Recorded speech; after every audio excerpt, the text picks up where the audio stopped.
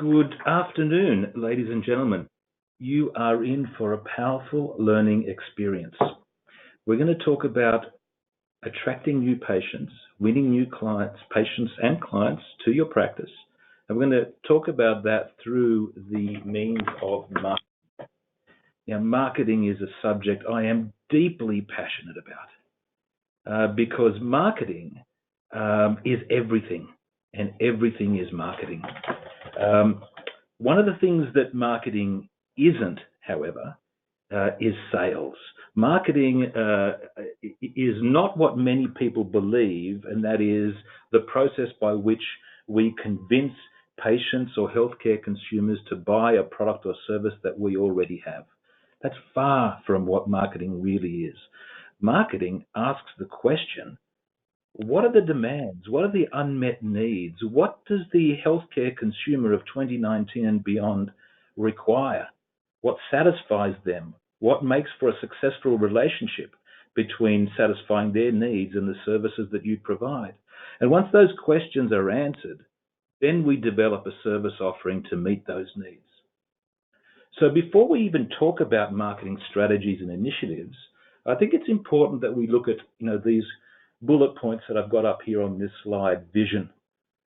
Because in 2019 and beyond, it's about time that medical practices and healthcare service providers start to think about reimagining what a medical practice does and what it looks like and how it best connects with the healthcare consumer. So I think before we put together marketing strategies, we need to ask these questions. What do I stand for? What is my vision? What is the purpose of my practice? What is my promise to the community I serve?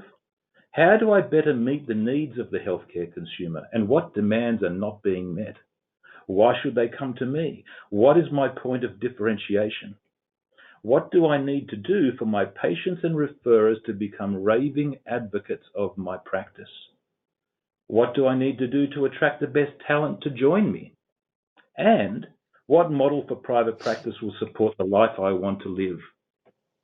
These questions need to be asked and answered before we embark on the process of establishing the appropriate marketing strategy that will ultimately result in us winning more clients, more patients. Now, I hope you don't mind me using the word client. I actually think that elevates the patient to a position where they have choice as to where they go, and they will establish relationships with those healthcare providers, doctors, and allied health providers that better meet their needs. And let me tell you, their needs are far more than just clinical. So to help me in this journey of unpacking what marketing really means and how it can work for you, we have one of our most favorite education partners who delivers at most of our courses, certainly around practice setup and growth, and that is Jason Borody, Director of Vividus.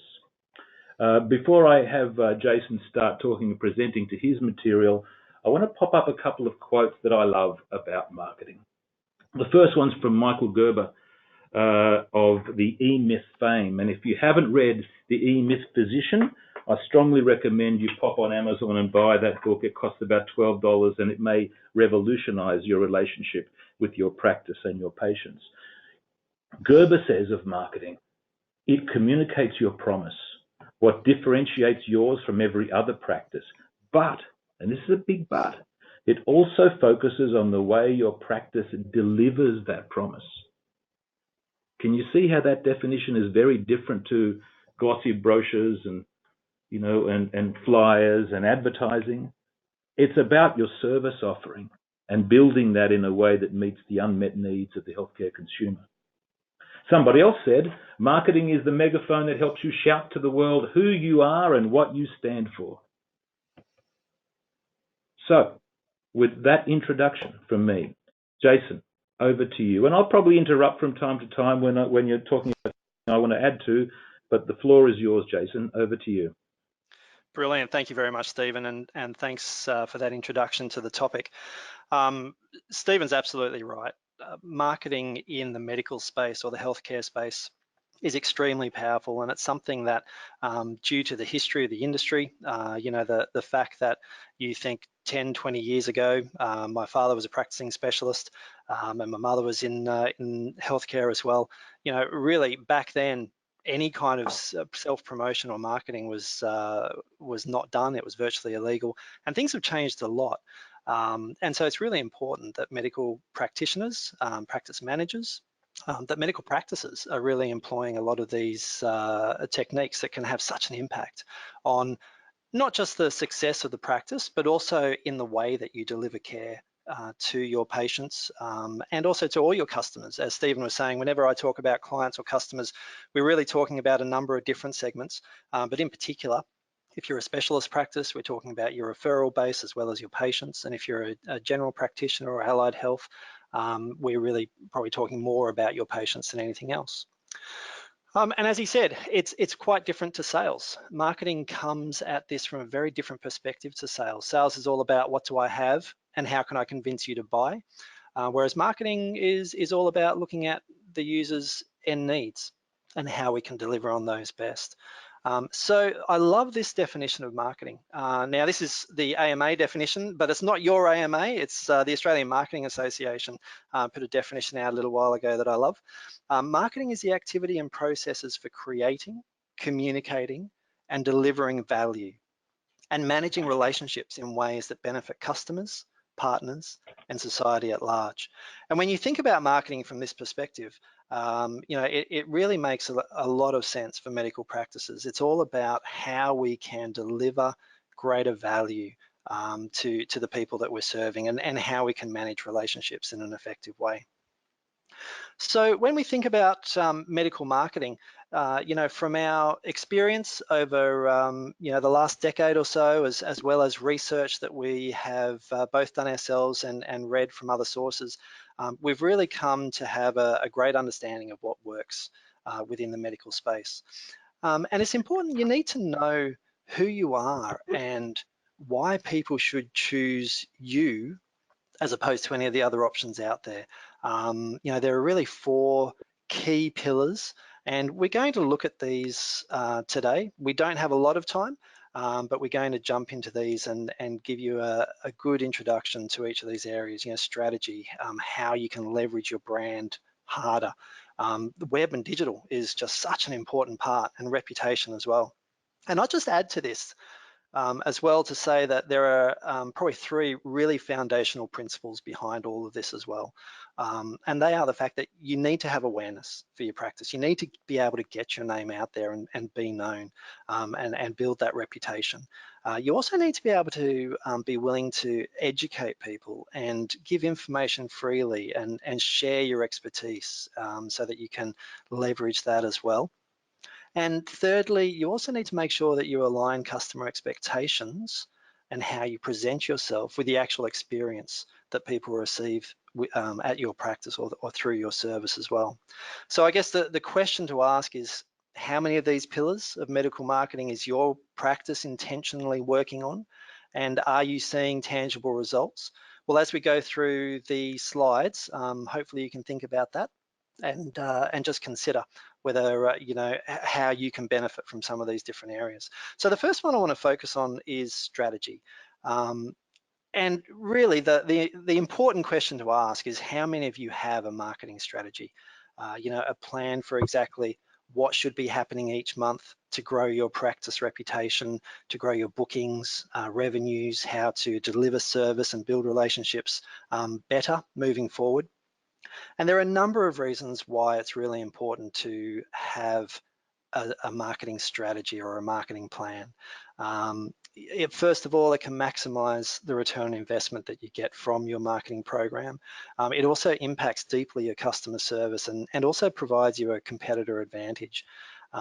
According to the Harvard Business Study, there was a study that was done which actually showed that people with goals are about 2 times or twice as successful as people who don't have goals.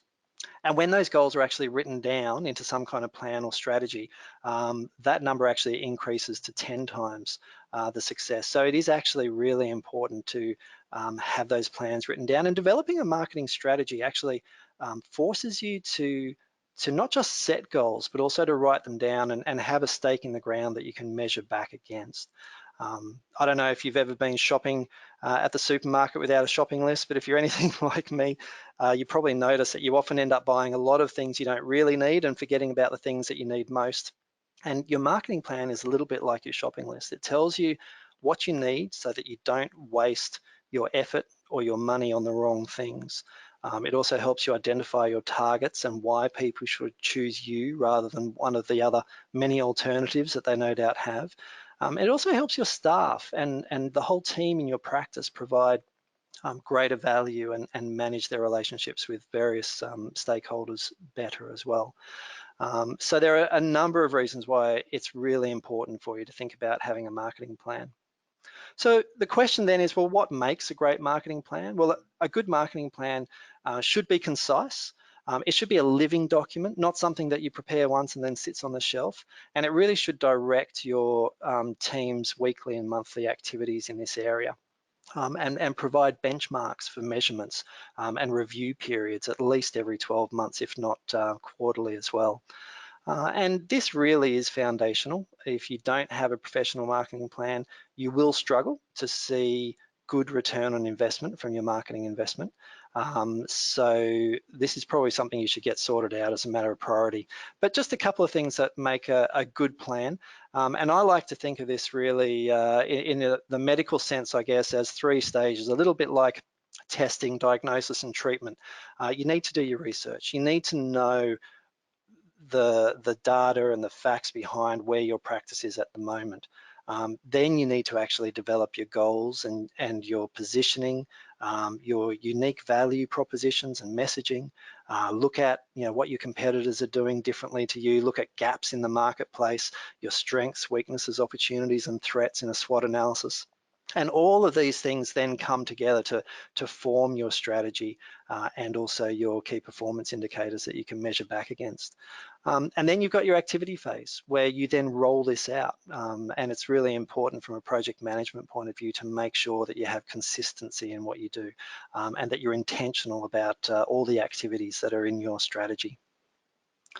So once you have your strategy, one of the most important things, I guess, or the starting place is really then to consider your branding.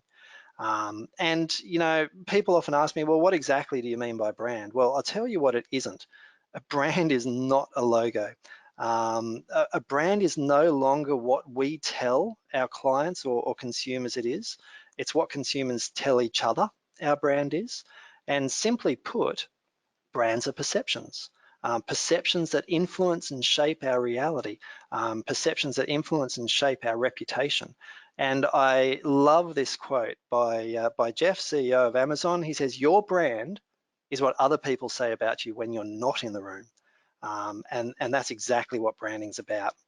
It's not just a logo. Your brand is the sum total of every touch point that results in how referrers, patients, industry, and the community around you actually perceive your practice and your individual doctors.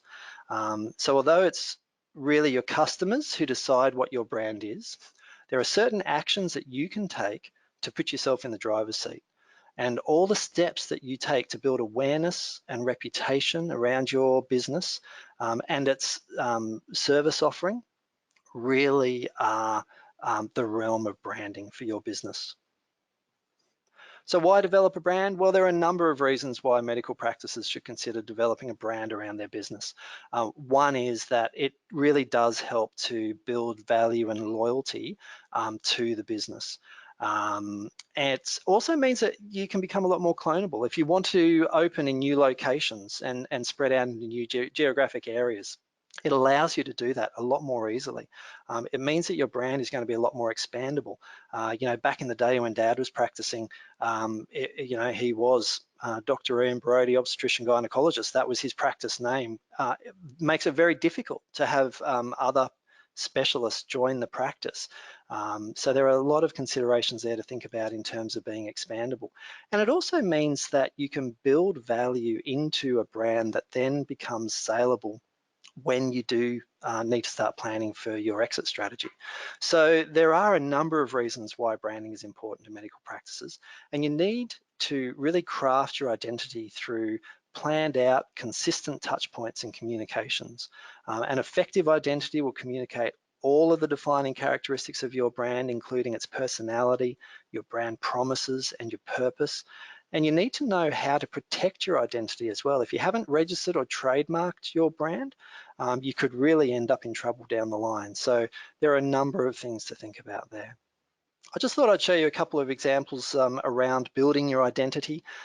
This really comes down to how you present yourself. Do you present yourself with class and elegance? Are you approachable? What do you stand for? And there are a number of different elements that every medical practice uses indicatively that actually has an impact on this. Everything from brochures and stationery and flyers and signage and website and so on. So that's one part, building that identity, but branding is also more than that. It's resonating with your audiences. Here's an example of a practice that we've been working with for a little while, where one of the things we identified actually through going through their data from the practice, and I'll talk about that in a moment, we were actually able to identify two really key target audiences. Your younger women, sort of 20 to 30, and that was more around endometriosis and those sorts of issues, and then your older women, more around menopause and so on. And so we needed to work with the practice to find effective ways to actually talk to both of these age groups, both of these demographics. And I would pose to you the question, you really need to ask yourself, how effective is your branding and your messaging?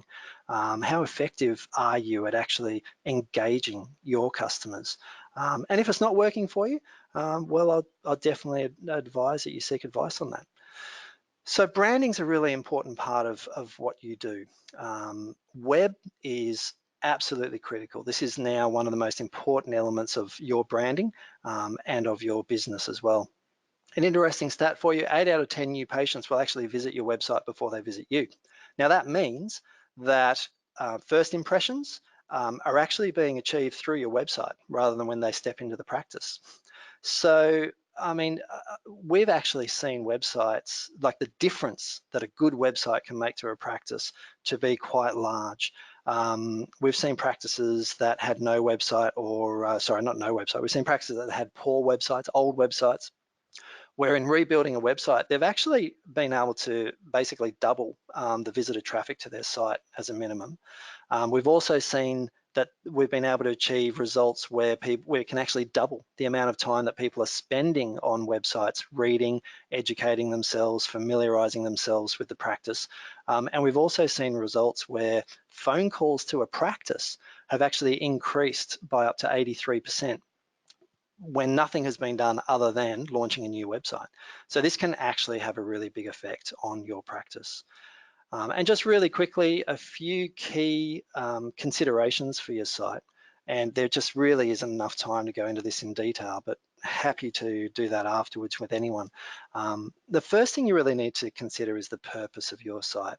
How is it going to add to your business? And Stephen, yeah, I think you had some thoughts on this too, didn't you?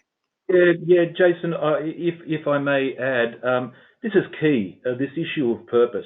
You know, as a keen student of medical business and service delivery models over the last 30 years, I can tell you that right now, in this age of disruption and reinvention of all product and service providers, in medicine, what's happening now is that you have a patient or a healthcare community, a healthcare consumer community that are demanding a seat at the table. No longer are the relationships between patients and doctors ones of, I'm the doctor, trust me. They are researching, they are doing their own investigations, they are coming armed to their doctor's appointments, whether you like it or not, with a degree of self-diagnosis. So how does the healthcare consumer absorb this information, this current state of, healthcare provider, absorb this information, this current state of affairs, and use it to their advantage? Very simply, by becoming the subject matter expert, by taking on the role as educator. And so your website, if we talk about purpose, I believe if you want to differentiate yourself from others, if you want to stand out from the crowd, if you want to be that practice that attracts patients above the one next door. Be the practice that provides education and information in a way that empowers your patients and the community that you serve into a collaborative relationship with you, the professional. And your website should be an online publishing hub that does just that, that delivers blogs and information and articles. And you train your referrers to refer their patients to your website for the specific conditions that they believe need to be investigated by you, the specialist or the expert. So that concept of the doctor as a subject matter expert and the educator should filter through all of your marketing initiatives and should be what you stand for. Sorry, that's enough of my rant there. No, look, you're absolutely right, Stephen. And what you've spoken to a number of those points, to not just purpose, but also functionality and content, points 2 and 6. In terms of functionality, there's a lot that you can do through the website, not just to, as Stephen said, provide a better experience for your referrers or patients, but also through things like, for example, online bookings. And we work with a lot of specialists who say, look, we just can't do that. We need to talk to the patients first, etc. With technology advancements now, there are a lot of ways to automate many of the steps that a practice is actually doing over the phone, where you can cut some of those steps out, put it online, and then just finish things off on a personal basis. But with online bookings in particular, we've actually seen from research as well as our own experience across a number of websites, about 42% of patients in Australia are actually claiming that they would like to schedule or book their own appointments online. We're also seeing that 34% actually want to book appointments outside of business hours because it's just not convenient for them to phone up the practice during work hours. But only 17% of people in Australia are saying that they're actually able to easily book appointments online. So a real opportunity there to provide that higher level of service to patients, and also to referrers to their patients. And as Stephen said, Jason, it's important. Just to interrupt there, Jason, obviously there are some specialties that require a degree of triaging at the time of making the appointment where it may not be relevant, but there are many that are, of course. Yeah, absolutely. And there's no reason why that electronic appointment scheduling can't have a degree of triaging that then defaults to a real person that takes over once the circumstances that are surrounding that appointment are made clear. Absolutely, and that's what I was referring to when I was saying that some of the steps can be automated. So look, just quickly on website to finish this off as well, you also need to make sure that you are engaging a medical website agency as opposed to any local developer, as there are a number of AHPRA regulations that apply to your website as well. And we have had a number of practices come to us over the years because they've received notice from AHPRA that their website is not compliant, and then they've asked us to work with them to actually get everything back in line for them. So, the other thing to consider here as well is your initial website build is important. And it's too important to cut corners on that part of things, but also you need to consider the site ongoing. Effective websites these days need to be updated regularly. They need to be maintained regularly, which is really where a lot of the digital marketing strategy comes into play for you as well. Stephen was talking about this at the beginning. You need to be adding, tools and calculators and downloadable resources for your patients and really leveraging your expertise through the content that you provide. And a lot of that is done ongoing after the initial website build. So let's just take a moment to talk about digital marketing, because this is really how you leverage the website. I once heard the analogy that, it's like having a store. If your website is like a store, if no one knows it's there, if no one can find it, it's not actually going to be effective for you. And it's digital marketing that makes a big difference in driving awareness and traffic to your site. 85% of people actually contact businesses found in local searches. And I'm sure you can relate to this. I don't need to tell you how many of your patients and referrers are actually searching for various things online.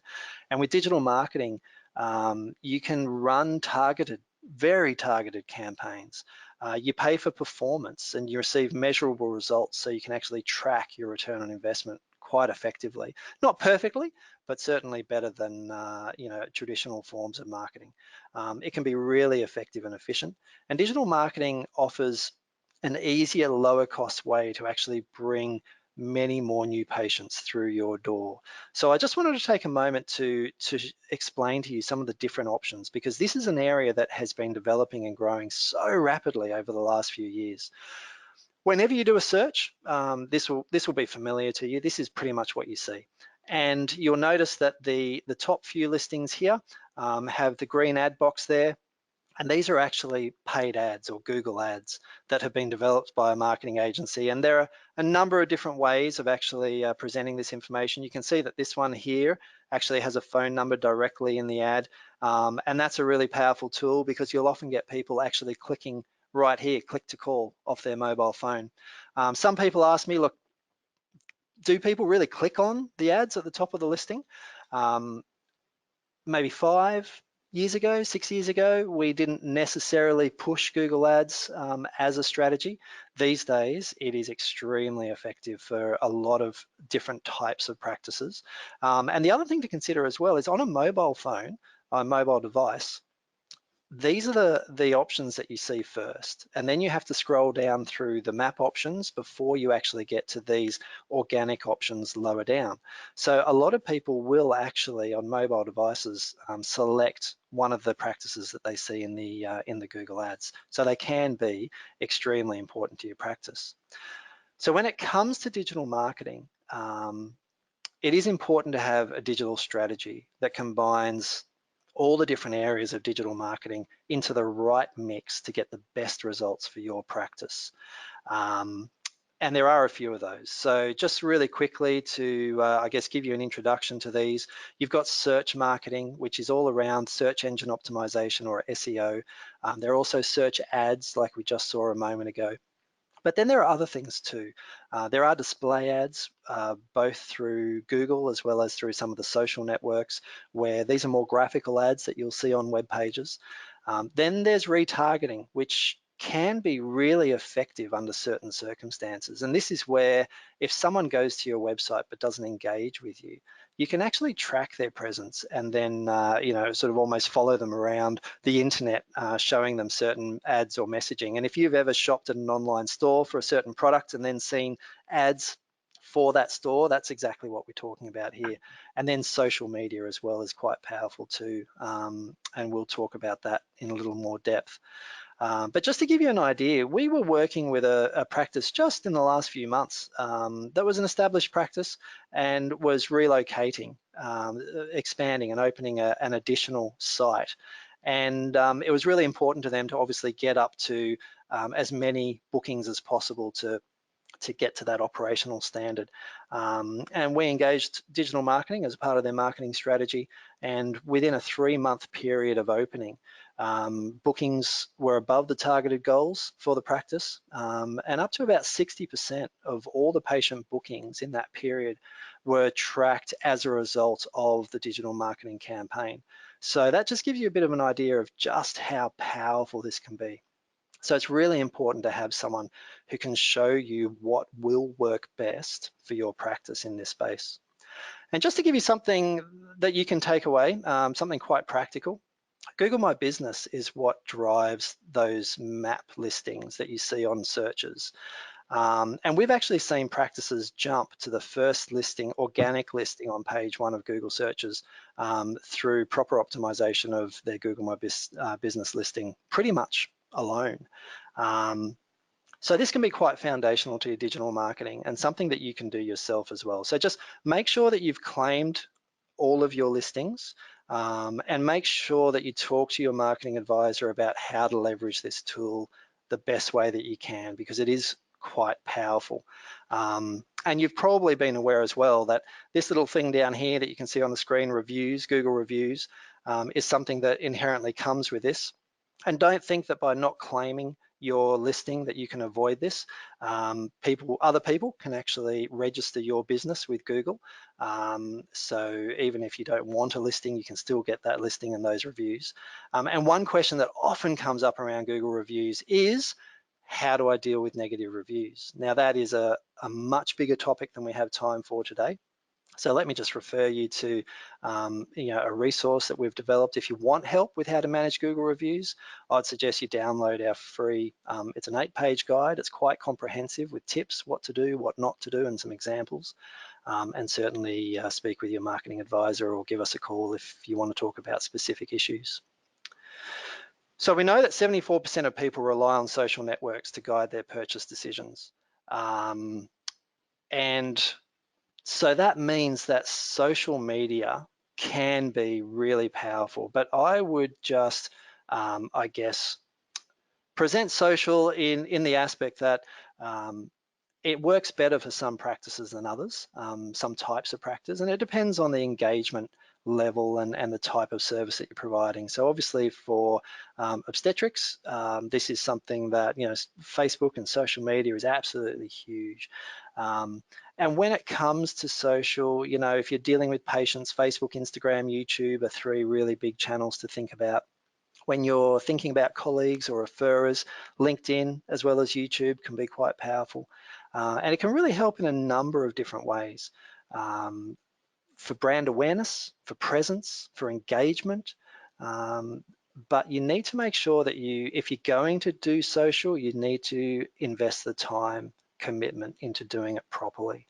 But there are a number of different ways that you can use social. So first of all, there's your organic and paid posts, whether that's Facebook, Instagram, whatever it might be.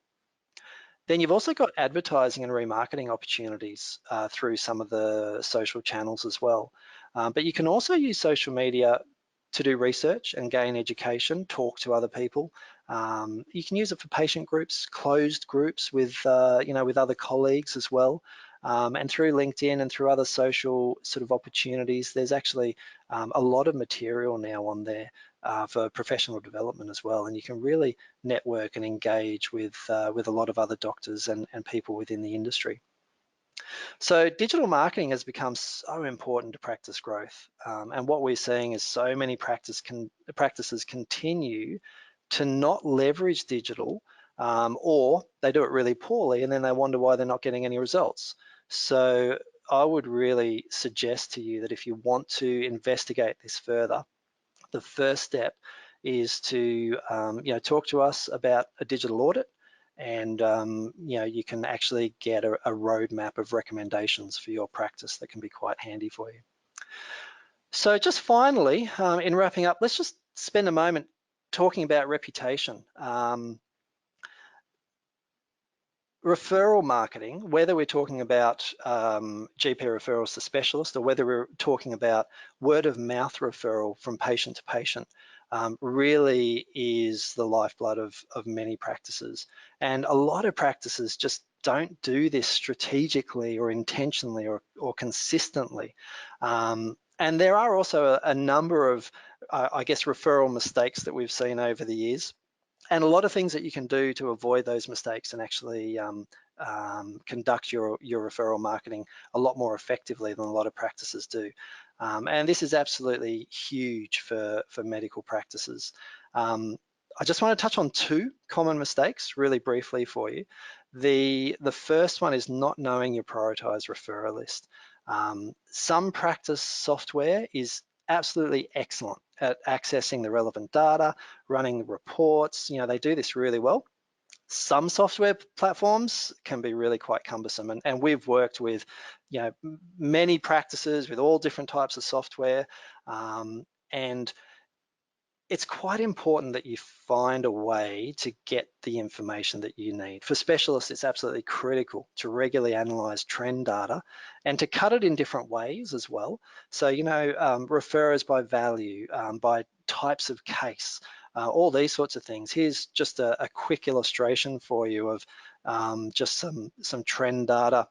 But what we like to do is also actually see trend data. You can see that the lines on the right-hand side, the graphs, provide a lot more meaning than just the pure numbers. And you know, the way that you would the way that you would communicate with someone like Dr. Zhivago here, where the trend is increasing, is very different to how you would communicate and interact with someone like Dr. Doolittle down here, who has declined for some reason, you know, grew and then declined and then has remained quite flat. It's important that you can see this so you can respond to it and engage with referrers more effectively. And this is another little thing as well. You know, geographic mapping can also provide powerful insights about your practice, and especially when combined with other data sets that are available through the ABS and other sources as well. So the second common mistake is not proactively building loyalty and trust over time. And there are a number of different ways that you can do this. With patients, you know, there are electronic direct mail, email campaigns, and educational pieces, social media. A couple that I just want to flag to you just really quickly today, because this is a great way to add value. You know, GPs feel as though they're getting free sort of valuable information from specialists. Patients feel they're getting the same thing, and it really nurtures referrals and leads as well. But two in particular, email marketing, if you're sending out the right content, and that's the real key here, what we're seeing is really high open rates and click-through rates. We ran a campaign just the other week where you know, we had almost 100% on a particular topic of people that we emailed out to, who then clicked through to download the additional information and learn more from the practice. So that can be really powerful. And the other one is just like what you're doing here today, webinars. You know, we have seen great results from specialist practices when we run webinars for them and market that to refer, you know, GPs in the area. It's really replacing the old GP visit and lunch visit and that kind of thing. So look, just a few things there for you to consider. We haven't got enough time this morning to go into more depth, but certainly more than happy to answer questions at the end of this session, and feel free to contact me if you have any other questions. Drop me an email or give us a call, and we can certainly go through anything else in more detail for you. Stephen, did you have anything else that you wanted to add? I think about look, just a couple of things. Just a couple of things. First of all, to thank you for another incredibly well delivered education session. I marvel at how you condensed all that information that usually takes several hours at one of our courses into a half an hour, a little bit more than a half an hour time slot. And I just wanted to, Jason, if you can flick to the next slide, you know, invite those of you who are attending this webinar to consider the face-to-face courses that we have for the rest of this 2019 calendar year. Courses that speak to issues such as transitioning or the setup of private practice growth strategies, courses like advanced wealth planning, practice succession planning, and transition to retirement. Most of these courses, the business-related courses, have very strong and heavy content. A deep dive in a lot more detail, and not just didactic, but workshop-style delivery around this issue of practice growth, and certainly the content around practice marketing. So we will send all of you some further material, but just there up on your screen is an outline of the courses that are coming up and the significant discounts that are available to all of you who have registered for this webinar. And of course, there's a few testimonials on the right-hand side there from past course delegates. So that's it from us at the private practice and our education partner. Back to you, Karen, to introduce the final part of the session from MedTech. Thank you for that. Stephen, I'm just passing over to Ben. Perfect. Thank you for that, Jason and Stephen.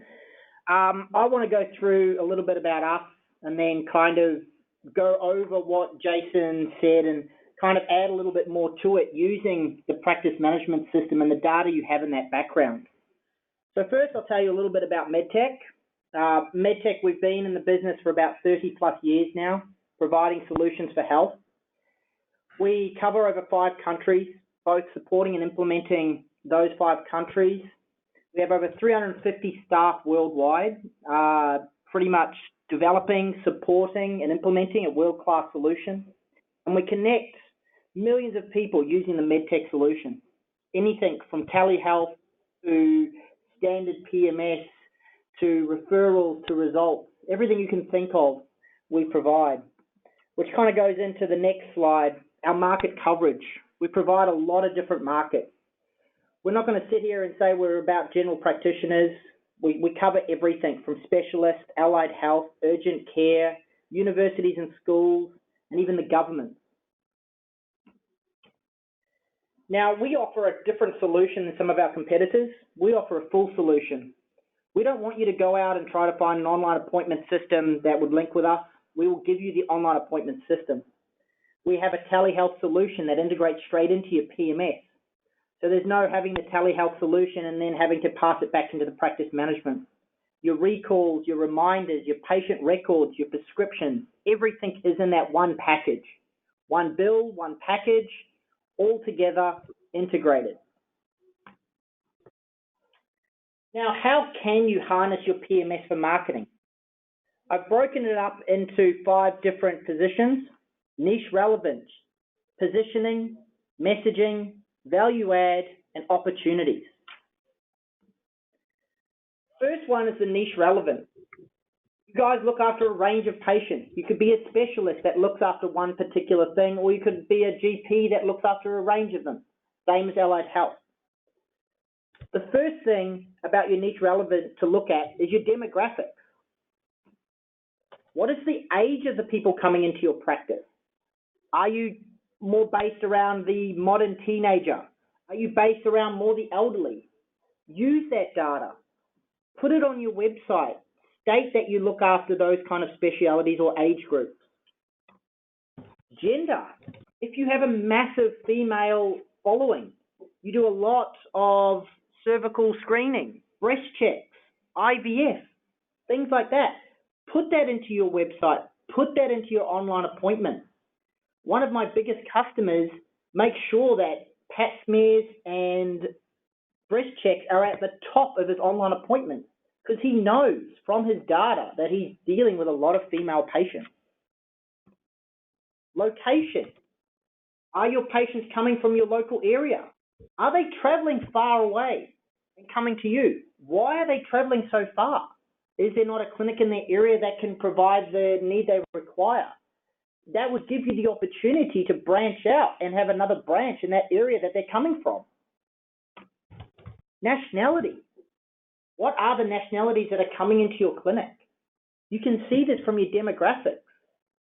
If you need to get doctors from that nationality, do that. Get translators in. Use that data wisely. Make sure you know who's coming, why they're coming, and why do they visit.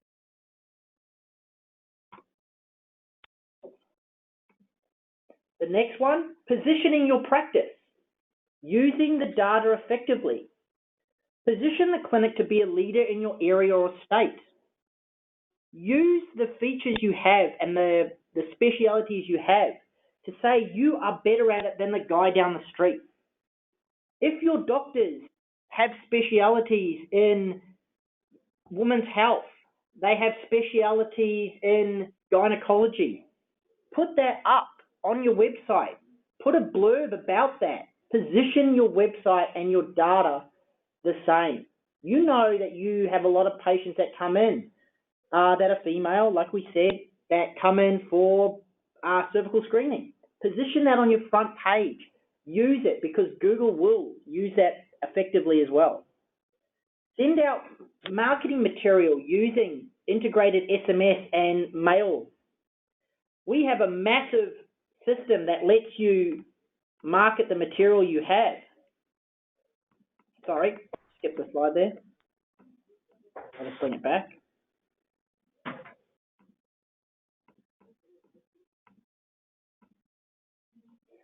So you have a bulk SMS system that's embedded in our software. You can send out SMS campaigns to all your patients stating that you have new doctors on board from those nationalities.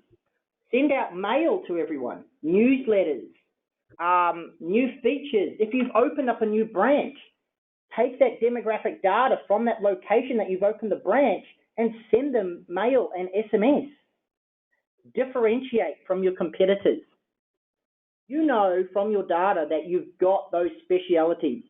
Make sure, again, that you present them well and you show them on your website, because your competitors might also have those specialities, but maybe they're not advertising them as well as you could. Messaging. Craft your messages to resonate with your target patients. Like I keep saying, highlight what your practitioners are good at. Give you an example. One of my doctors that is very heavy in women's health, he literally puts a blurb on his online appointments saying when he graduated university, where he originally worked, what made him want to get into women's health, what his interests are in women's health, what he feels he can offer his community in the area. And he just puts that as a blurb beside his picture on his online booking. And since he's had his online booking and done that, he's getting a massive up in female bookings. And all it was is just a small paragraph about him and what he has to offer. Create campaigns around your organization and around your local area. You've got local newsletters, local newspapers, you've got your local supermarkets where you can advertise and use that audience to get more patients in. You know what your demographics is again, and you know why they're coming to you. Use that. There are other patients out there that don't know about you. Use that information and use it wisely. Opportunity. This is a big thing at the moment. We've got local governments and state governments and the PHNs offering funding out to all the practices in all areas. Look at that funding and see what fits your practice. Apply for those models. I have practices out in my areas that have a range of different things that they're getting funding for. Everything from in-school health to just information that the PHNs are asking for to provide to the government about what is happening in their areas. Research the data you have. See if you can offer something to your local PHNs or state government. Maybe there's something that's not relevant at the moment, but will come up. Make sure you stay connected with your local PHNs as much as possible and get the information from them to find out what's going on in your area. A big key word at the moment is telehealth. Everyone's looking at doing remote care. There's a lot of regional areas out there that people just can't get to their local GP or specialist. Have a telehealth consult with them. Triage the patient, like Jason said and Stephen spoke about originally. Get as much information from them before they come in. Don't waste their time and your time. Make sure you have that conversation with them preemptively on a video conferencing. Think about a pregnant woman. She's got to get up, try get to the practice just to have her standard visit. Maybe have a telehealth conference with her. Have her at home. If she's not feeling well or she's having a bad day, get one of your nurses or the doctor just to have a chat to her online. And then get her in for her standard check and update. Use that wisely. And we have those features to offer as a practice management system. And I'm happy to talk to anyone about those after this meeting or further on. And the last one is value adds. From the data, what keeps your patients returning? Why do they keep coming back? How can you take that and take it to the next level? Package services with other providers. You have a lot of referrals coming in or going out. Make sure, like Jason said, that you have that relationship with your referrers. The other day, I was sitting in a practice and I was having a meeting with them, and then about half an hour later, I had another meeting down the road with a allied health group. I walked into the allied health group, and on their bench was an invite for a luncheon from the GP practice I just visited. They connected the allied health and the GP together just to have a catch-up, to find out what new features they have to both offer, and they connected themselves together to work as a team. You do that, and those parties will work with you and give you referrals, and the patients will then refer you. If you have a patient that goes in for a specific treatment and then goes and has a great experience with the person that you've referred them to, that looks good by you, it looks good by them, and they might talk to another family member or friend and say, wow, this doctor not only serviced my needs, but he gave me a great referral. He sent me to a great physiotherapist, and that physiotherapist then gave me a great treatment. They will always pass that information on. And it's highly important that you do that with your patients. You make sure that you're sending them to people you trust and that people that can offer that best service. And again, make sure that that data is shown inside your PMS. If you're sending a lot of referrals to one type of practitioner or place, or you're getting them from one place, why? Find out, use the data, and continue growing it.